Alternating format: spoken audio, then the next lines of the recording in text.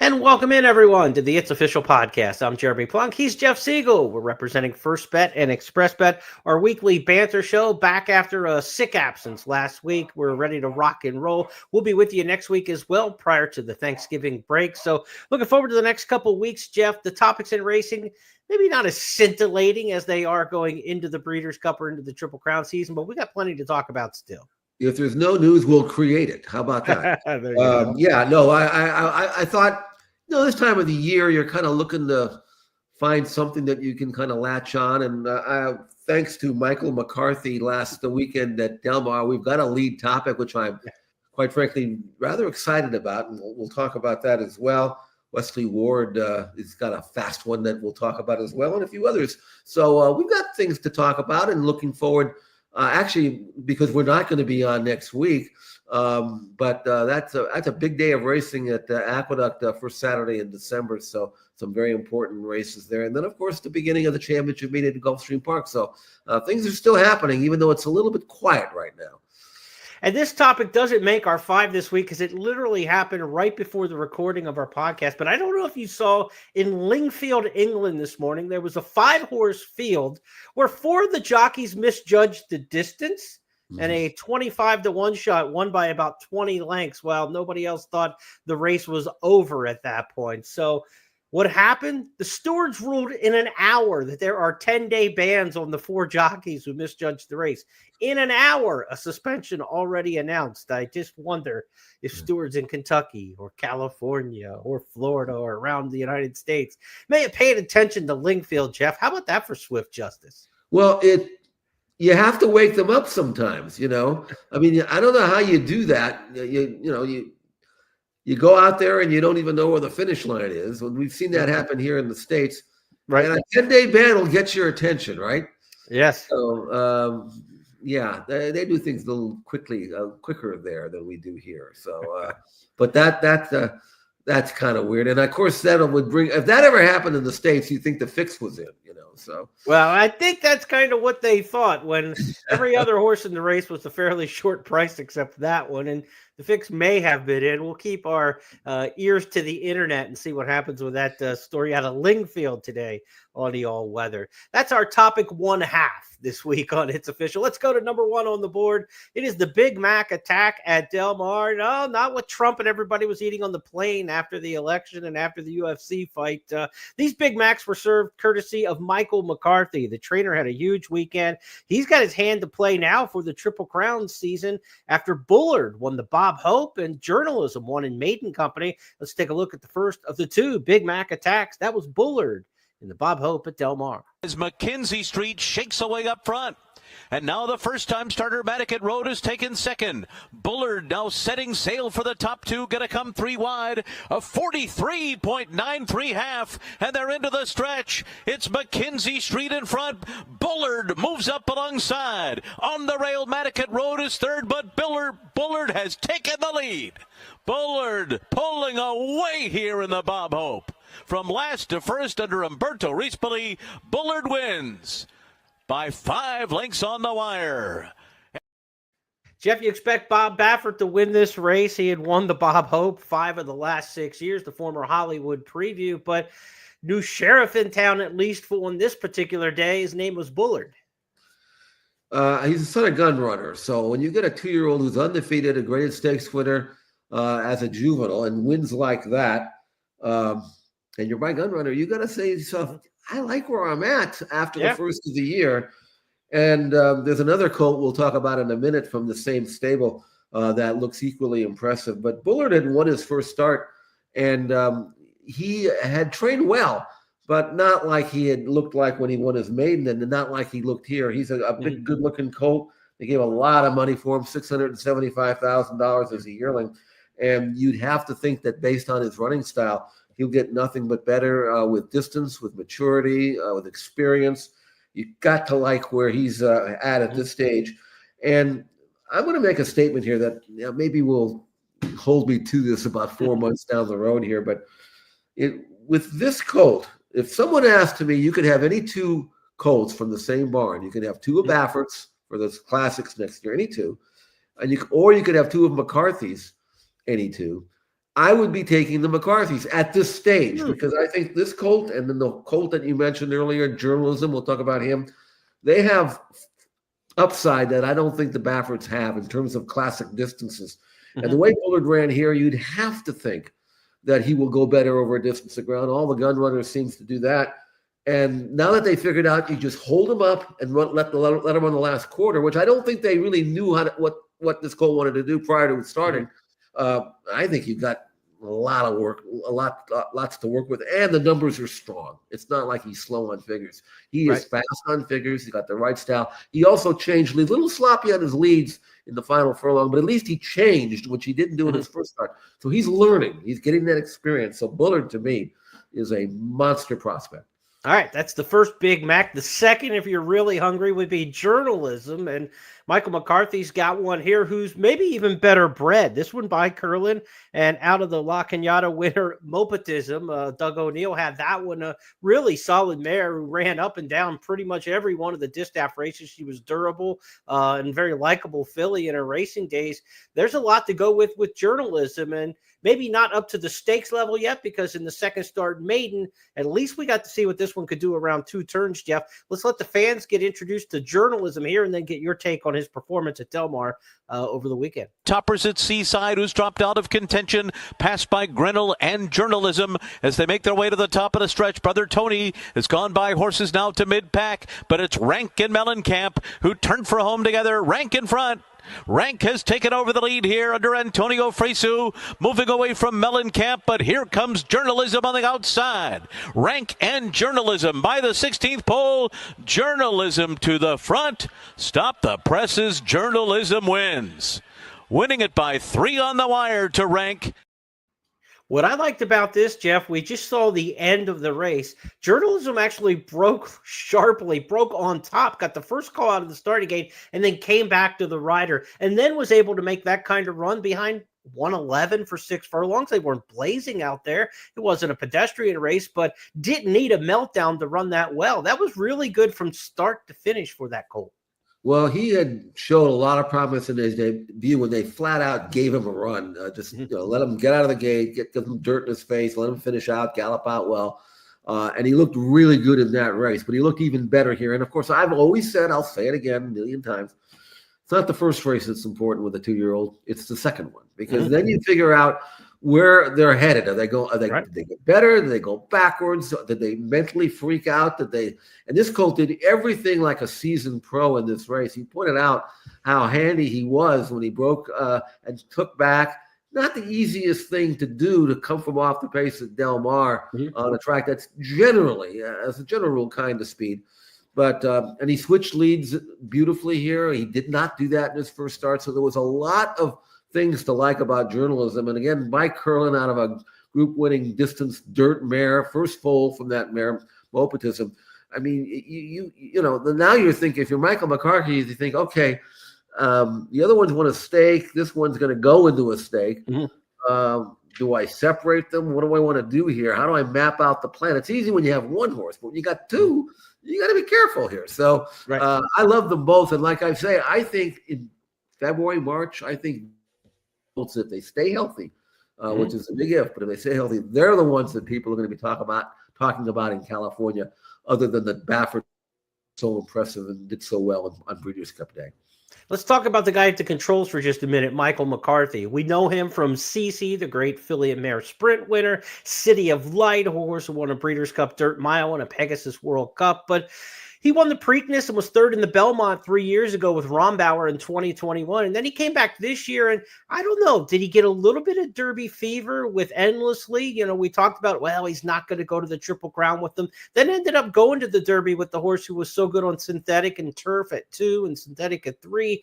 It worked out okay. Endlessly ran a decent 9th in the Kentucky Derby. Certainly wasn't embarrassed or beaten a ton. So, maybe you get a little bit of feel and you get your lips wet a little bit and moistened for the roses and a little bit of Derby fever. He's got different kind of horses in his barn maybe now than he did a couple years ago. And he's certainly a guy with a Triple Crown pedigree as a trainer, former assistant to Todd Pletcher for many years. So he's been down the road and he got there with Rombauer. Again, 2/3 of the Triple Crown. Rombauer ran really well, winning the Preakness, third in the Belmont. So Michael McCarthy might be a name we're going to see consistently on the Triple Crown Trail now in years to come. This is a pretty good indicator here in late November that he's got his hands on a couple good ones.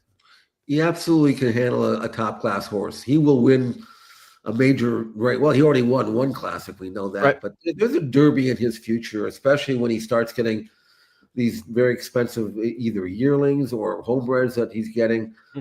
You say he's got the pedigree because he worked for Todd, and he's been out in California for a number of years now. Right. And I always was impressed with the way he trained his horses. In other words, you watch them in the morning and you say, now that's the way a young horse should be breezing. Sometimes you don't see that. So, but with him, I think these colts will be properly trained, properly campaigned. The pedigree says, I mean, you can't. If you're looking for a classic type horse, this is what you look for: a gun runner, a curlin. This is what they're bred to do, and they're already farther advanced than they should be based on their pedigree. So, I mean, this was a Big Mac attack at Del Mar that we might look back and saying this is when we found two major classic contenders on the same weekend for the same trainer, and I'm excited to see how they develop. Mark it down. You heard it here first on It's Official. Let's go to our second topic this week. Maybe some news there with the Michael McCarthy launch onto the Triple Crown Trail, but it's old hat for Wesley Ward when we talk about really fast 2-year-olds. He seems to have another one. Wesley Ward's latest jackrabbit could be this 2-year-old filly that we saw win the Notebook Stakes over the weekend. Her name, Shoot It True. Let's take a look back with Chris Griffith on the call. It's the filly Shoot It True, who reaches the top of the stretch, has plenty so far, and now Shoot It True sprints for home. Kenny B with every shot to run her down, but Shoot It True's very game towards the inside. A final furlong to go, and Shoot It True is extending her margin now. Shoot It True. Kenny B rallying on, soon to be king from far back, but give it to a queen. Shoot It True, the filly in the Notebook. Shoot It True wins it over Kenny B, soon to be king, and Man and Finance in 1:10. So nice performance there. We've seen Ward with these good 2-year-old sprint fillies turn out to be good ones over the years. Judy the Beauty, Kamari, some of these went on to become millionaires. Could this be the next Wesley Ward star sprint filly, Jeff?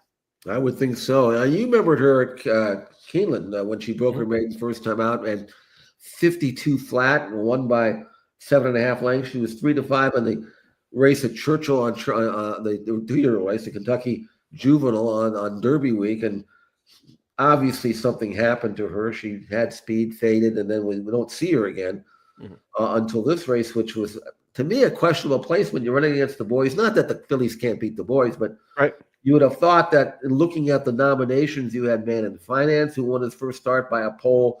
The horse that I thought was the logical winner in this race, Kenny B, who ran as well as I could hope him to run. He won his last race by 8 lengths with an 85 Beyer number. And you're taking a filly who hadn't been out since the spring and shows up in a race like this. Wesley doesn't do too many stupid things, I mean, he must have known what he had, and she just ran everybody off their feet. And not only did she do that, but she earned a 93 Beyer number. That's what the older mares run in terms of sprint numbers. So she's already there as a 2-year-old. I don't think she's going to run much farther than 3/4. She didn't change leads in this race, but there are plenty of races for her, either as a New York bred or maybe down in Florida where she can take on the Open Company, which I don't think they would be afraid to do. So there's a lot of good races for her in the future. But if she were to run like this and come back and do it again, then she's probably at the head of her class among the 2 turning 3 fillies in the sprint division anyway. And she's fast and she's good. And I was blown away with her performance. If you're going to be really good 3-year-old filly sprinter, though, you better be able to get 7/8 of a mile. When you think about the schedule, you got the Beaumont at Keeneland, you've got the 8 Bells at Churchill, the Test at Saratoga. They're all 7/8 of a mile. So, if you can get to that, then you can have a very effective 3-year-old filly sprint season. We'll see if she can stretch to that trip. But right now, she looks really sharp. And Wesley Ward's got another big one on his hands with Shoot It True. Impressive as one of our headline performers last week. Let's go to our third topic this week on It's Official. We've got a little bit of news on the grass to talk about, and also to talk about Shug McGahee. He's got a little green party plan, if you will. He's really had a nice end of the season with some horses on the grass. But let's start with the news of the last 24 hours or so. That's the retirement of this year's Breeders' Cup Mile winner, More Than Looks. More Than Looks, the Cherie DeVoe trainee, had the big win last time out in the Breeders' Cup Mile. A tendon injury, Jeff, now sent into retirement and out the stud now for More Than Looks. Talk about his career and what we saw out of him. Just made 10 career starts, 5 of those wins. Your impressions of him on the track. He's a good horse. He obviously had his issues, lightly raced, but there's a home for him at stud as an heir apparent to his sire, More Than Ready. Mm-hmm. And even though he didn't run that many times, he always ran well. Now, the problem is most North American breeders are a little hesitant to breed to grass horses. Mm-hmm. They say, okay, and I'll tell you, there's a horse out there named Oscar Performance who's done really, really well, but he's the exception to the rule. Mm-hmm. Most of your grass stallions don't sell that well. Most people go to buy yearlings or 2-year-old training. They're looking for dirt horses more than anything else. So I don't know how he'll do, but he's got a very good chance to emulate his sire. And his race in the Breeders' Cup was outstanding. I mean, I watched him at the quarter pole. I said, I know he's going to come running, but he can't beat those horses. He's got short stretch and all. I mean, you're not going to run by them. And he ran by them all. Right. So his turn of foot was very impressive. I'd give him a little bit of a look as a stallion. I really would. And they're not going to overprice him. I think it's 15 for the stud fee. Mm-hmm. That's fair. But you like More Than Ready, you might like More Than Looks. And I do think that I don't think that the intention was to retire him. I think they would have given him another year of running racing, mm-hmm. but they had no choice, unfortunately. So good luck to him, and good luck to the people who will breed to him. Yeah, for a $135,000 yearling purchase, More Than Looks, more than paid himself back, especially with his performance in the Breeders' Cup Mile. Goliad, 10 Happy Rose moves up alongside. Carl Spackler trying to come and get them. Johannes is closing with Notable Speech. More Than Looks trying to unwind from the back of the pack. Here is Johannes and Notable Speech. More Than Looks coming, 10 Happy Rose on the inside. A wild finish that goes to More Than Looks. More Than Looks gets up under Jose Ortiz to win the Breeders' Cup Mile.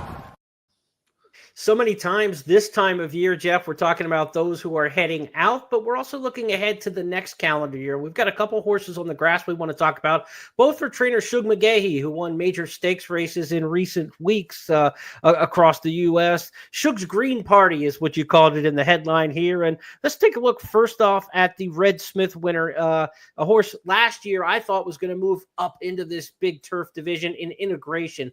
Last year he won the Virginia Derby as a 3-year-old. I thought he had like Pegasus World Cup turf written all over him. He was the favorite in the World Cup turf, I believe, beaten favorite in there. And his season just never took off quite like I thought it would at 4. But a lot of times these turf horses get better the older they are. And in the Red Smith, it might have been his best performance of the year. Jeff, what do you make of Integration now and perhaps moving forward? Well, he was a middle distance horse. He didn't go a mile and a quarter last year, but this race here was a mile and 3/8, and there's a big difference for me anyway between a mile and a quarter, which is usually a 2-turn race, mm-hmm. and then a mile and 3/8, which is a 3-turn race. And to me, maybe this is what he's always wanted to be, a marathoner. And his win in the Red Smith, and it wasn't unexpected because his form was solid, not as good as I thought it would be this time in his career. Mm-hmm. But I thought visually he was very impressive because he rallied against the grain, as they say. There were slow mm-hmm. fractions. They weren't coming back to him. And he just accelerated and showed a turn of foot that maybe he doesn't have in middle distance races. But this was good, and now, of course, they'll back him up back to a middle distance. Now we have to say, okay, is he strictly a marathoner, or can he act at a mile and 3/16? Because I thought he was going to win the Pegasus last year, and he didn't really have an excuse. Maybe he's a better horse right now. But my point is that right now at this time of the year, the North American grass horses, they're not that strong. There's a lot of money out there. Euros haven't shown up yet that I know of. And the ones that are left over from last year are probably taking a bit of a break. So there's an opening here for a horse like Integration and Shug, and we'll talk about his other horses in a minute as well, to really make some hay here in the first 3 months of the season here for grass horses. Let's take a look at that Red Smith victory. Back to New York. It's Integration getting up. Liability all in towards the outside, and here comes Limited Liability trying to challenge Rebel Red, and they have quickly put 3 lengths on the rest of the field. Limited Liability is trying to catch Rebel Red, and Rebel Red is very game towards the inside. Limited Liability with every shot, and now Integration in full gear as they approach that final 16. 3 of them across the course, but here comes Integration with that burst of speed, and Integration wins the Red Smith. Integration wins that photo there. Limited Liability to the outside of Rebel Red, and a late run.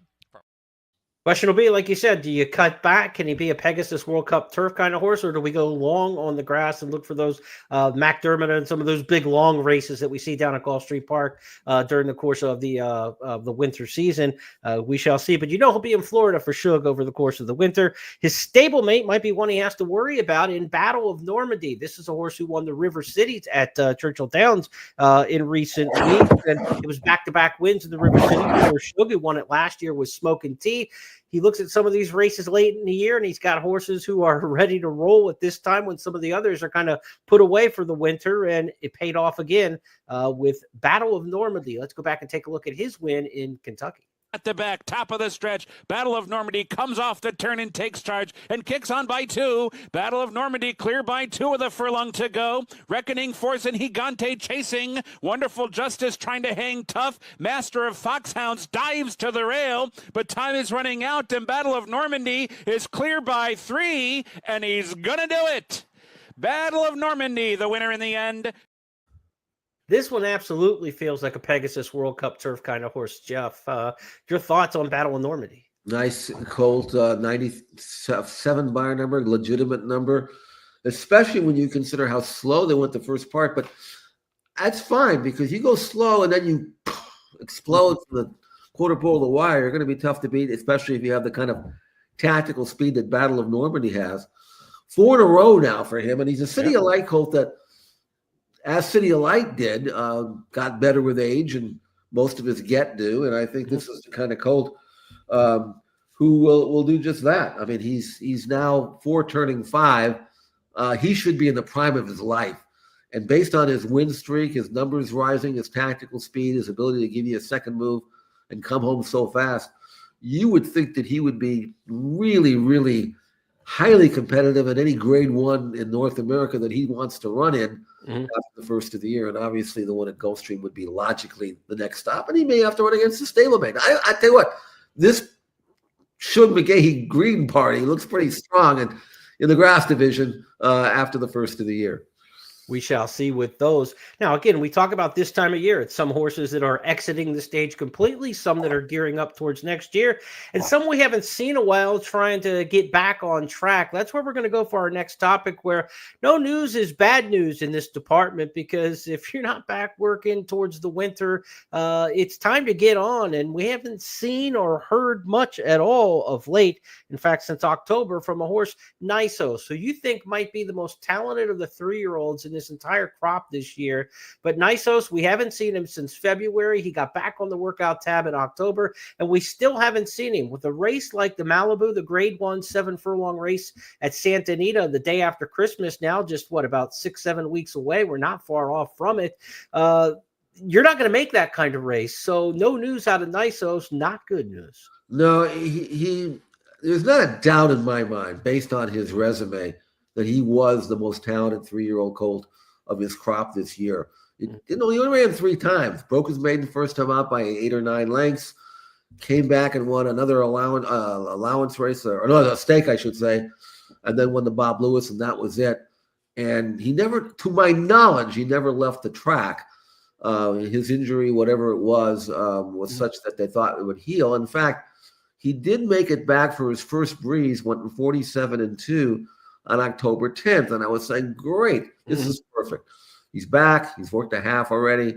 He'll easily make the winter meeting, if not sooner. It looks like they gave him the proper time. Unfortunately, that October 10th work, that's the only one he's had. We have not seen him now for several weeks. And I wonder if he can't take one workout before being stopped on again, what is the point? He's by a very hot sire in Nyquist.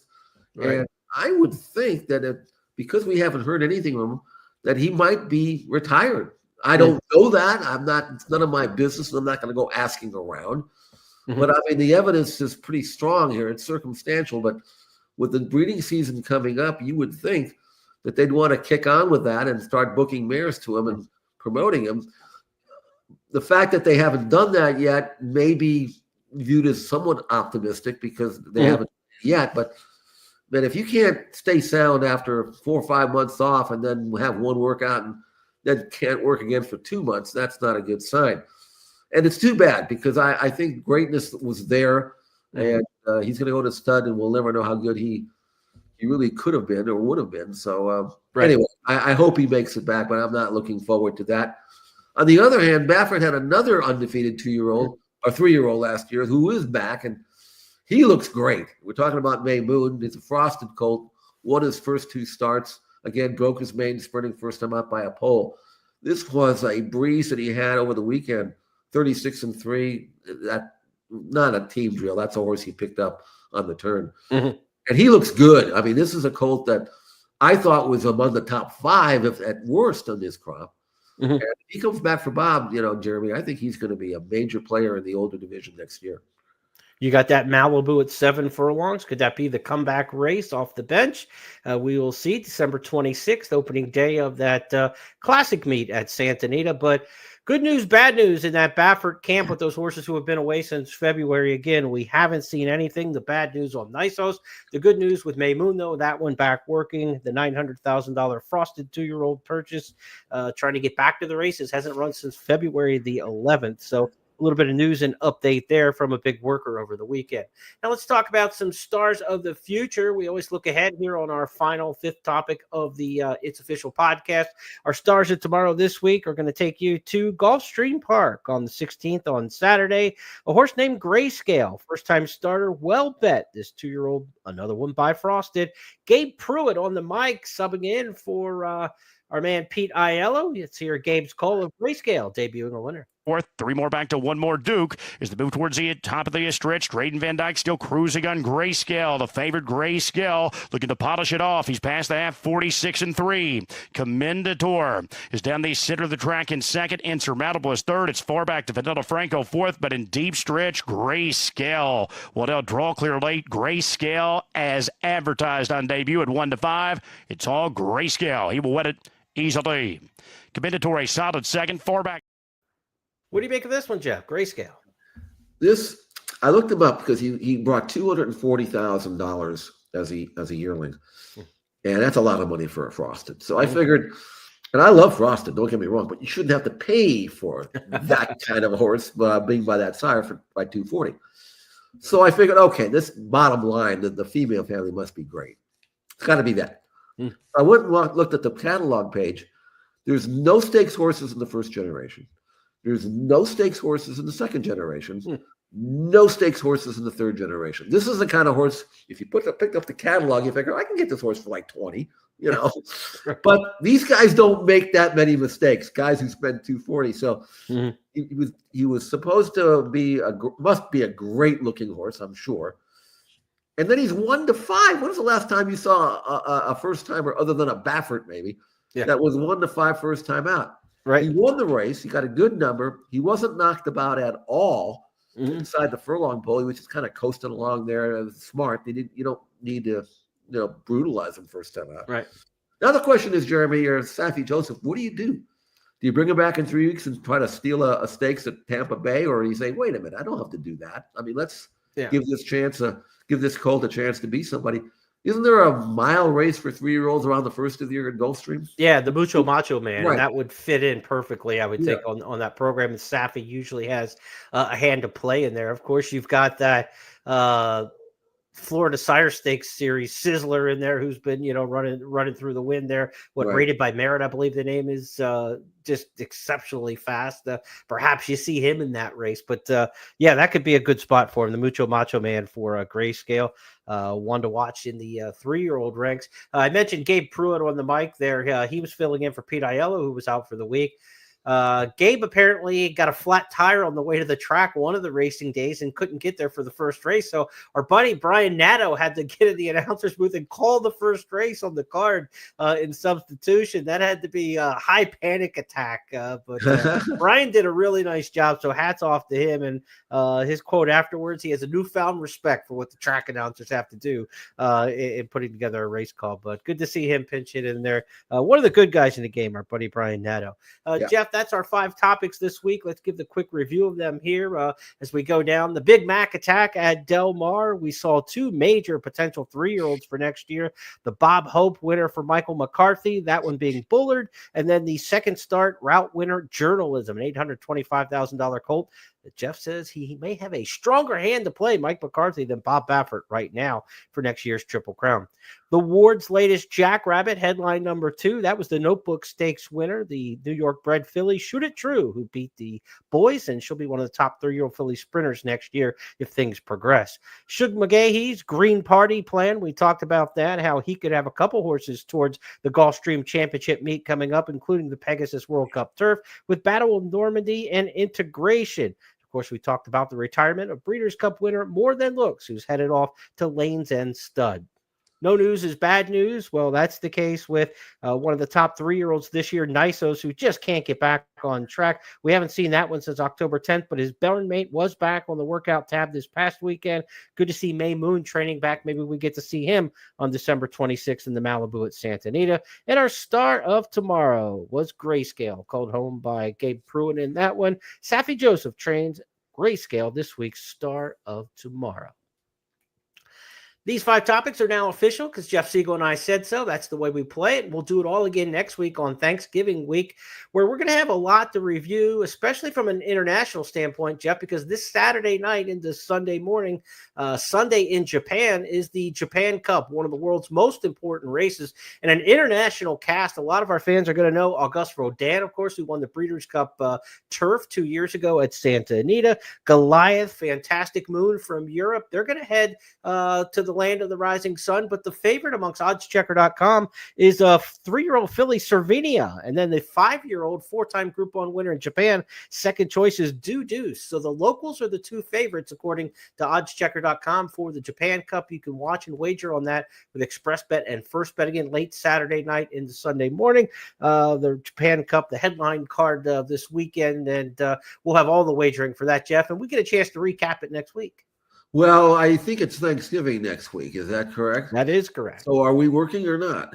We are working on Tuesday. We will recap the show on Tuesday. We will have it's official for you on Tuesday next week, but there will be no handicapping show on Friday of next week. So our first call podcast will be off, but we will be doing our Tuesday show. It's official next week. And then we're going to kick back and eat some turkey and stuffing and everything that goes with it. I will do that for sure. No, we'll have lots to talk about, and we'll do maybe a little bit of previewing as well, because we won't have a Friday show, right, as you mentioned. So we'll be back next week, and as you mentioned, we will look ahead and look a little bit back and look forward to December, and I'm still looking forward to that turkey you talked about.